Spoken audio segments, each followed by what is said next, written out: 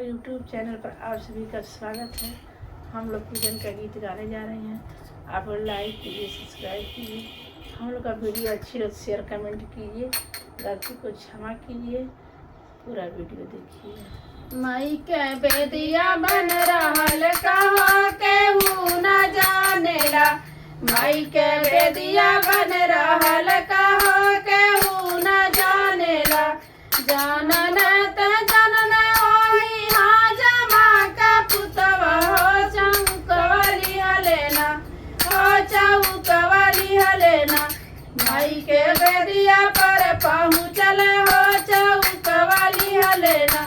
माई के बेदिया पर पहुँचल हो चौकवली हलेना। माई के बेदिया पर रहल कहो केहू न जानेला। माई के बेदिया बन रहल कहो केहू न जानेला। जानन त जनन होई कुम्हारा के पुतवा कलशवली हलेना, हो कलशवली हलेना। माई के बेदिया पर पहुँचन हो कलशवली हलेना। माई के बेदिया पर पहुँचन हो कलशवली हलेना। माई के बेदिया बन रहल कहो केहू न जानेला। माई के बेदिया बन रहल कहो केहू न जानेला। जानन त जनन वही पंडित का पुतवा हो पतियाली हलेना, हो की पतियाली हलेना। माई के बेदिया पर पहुँचल हो की पतियाली हलेना। माई के बेदिया पर पहुँचल हो की पतियाली हलेना।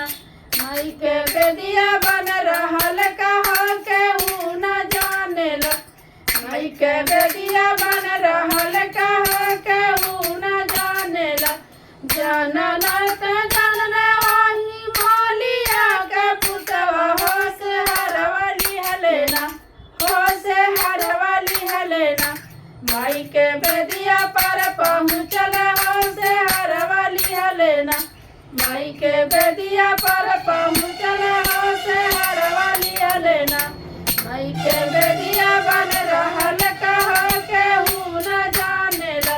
माई के बेदिया बन रहल कहो केहू न जानेला। जानन त जनन वही हीरा के पुतवा हो की दहियाली हलेना, हो की दहियाली हलेना। माई के बेदिया पर पहुँचन हो की दहियाली हलेना। माई के बेदिया पर पहुँचल हो की दहियाली हलेना। माई के बेदिया बन रहल कहो केहू न जानेला। माई के बेदिया